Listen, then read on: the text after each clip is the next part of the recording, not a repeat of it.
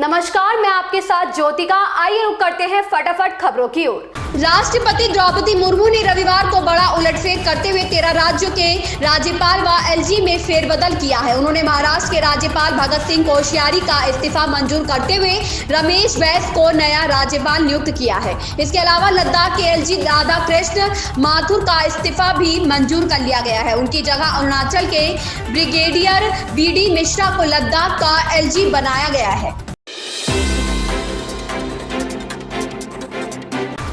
Akhil Bharatiya Congress committee के महासचिव केसी वेणुगोपाल ने भारत जोड़ो यात्रा पूरी करने की राहुल गांधी की प्रतिबद्धता की तारीफ की है। उन्होंने इस यात्रा के शुरुआती दिनों के घटनाक्रम का जिक्र करते हुए कहा है कि एक समय यात्रा में ऐसी स्थिति आ गई थी कि राहुल ने घुटने की गंभीर समस्या की वजह से किसी और को यात्रा का नेतृत्व किसी और देने पर विचार करना शुरू कर दिया था। वे खुद इस यात्रा को छोड़ना चाहते थे।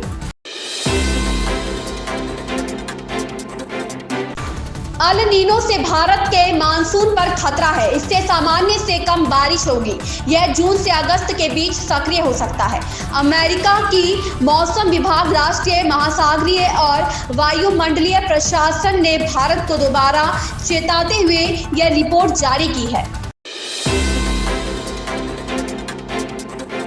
आम आदमी पार्टी के योगेंद्र गुप्ता मीडिया प्रभारी ने मुख्यमंत्री गहलोत पर नकल करने के आरोप लगाए। उन्होंने कहा कि राजस्थान का बजट महज एक दिखावा और दिल्ली सरकार की नकल है, और वो भी अधूरी। दिल्ली में मेयर चुनाव के लिए एक बार फिर तारीख तय की गई है। दिल्ली एलजी वीके सक्सेना ने मेयर चुनाव के लिए एमसीडी हाउस बुलाने की तारीख 16 फरवरी को मंजूरी दी है। बता दें कि एमसीडी अब तक 3 बार मेयर चुनाव कराने में नाकाम रहा है। मेयर चुनाव कराने के लिए जब भी सदन की बैठक बुलाई जाती है, तभी सदन में पार्षद हंगामा करते और कार्यवाही को स्थगित कर दिया जाता। 6 फरवरी और 24 जनवरी को हंगामे के चलते सदन की कार्यवाही को स्थगित कर दिया गया था।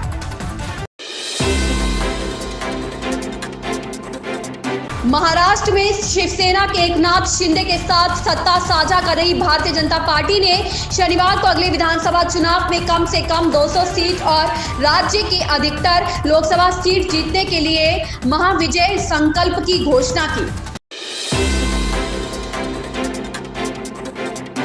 कांग्रेस अध्यक्ष मल्लिकार्जुन खड़गे ने केंद्र की भारतीय जनता पार्टी नीति सरकार पर निशाना साधते हुए शनिवार को आरोप लगाया, ना तो संसद के अंदर बोलने की आजादी है और ना ही बाहर। अगर कोई सच बोलता है, लिखता है, दिखाता है तो उसे वह सलाखों के पीछे डाल देते हैं। इस बीच भाजपा की झारखंड इकाई के अध्यक्ष दीपक प्रकाश ने हालांकि कांग्रेस के कार्यक्रम को नाटक करार दिया।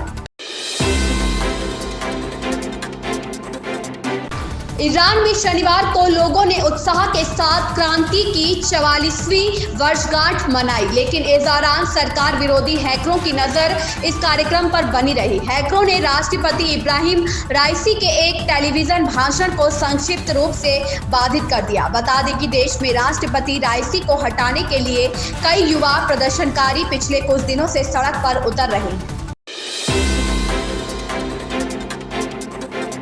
राष्ट्रवादी कांग्रेस पार्टी के महाराष्ट्र प्रमुख जयंत पाटिल ने राज्य के राज्यपाल के पद से भगत सिंह कोश्यारी के इस्तीफे का रविवार को स्वागत किया और कहा कि उन्हें उम्मीद है कि यहां राजभवन के नए पदाधिकारी भाजपा की कठपुतली नहीं होंगे। राष्ट्रपति भवन की एक विज्ञप्ति में रविवार को कहा गया कि राष्ट्रपति द्रौपदी मुर्मू ने कोश्यारी का इस्तीफा स्वीकार कर लिया है। अभिनेता ऋषभ शेट्टी की फिल्म कांतारा को दर्शकों का खूब प्यार मिला। हर किसी ने फिल्म की तारीफ की।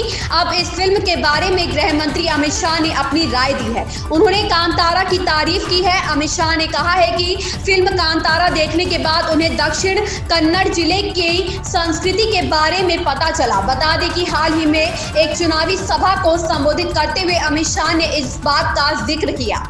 ऐसी ही खबरों से जुड़े रहने के लिए बने रहिए हमारे साथ।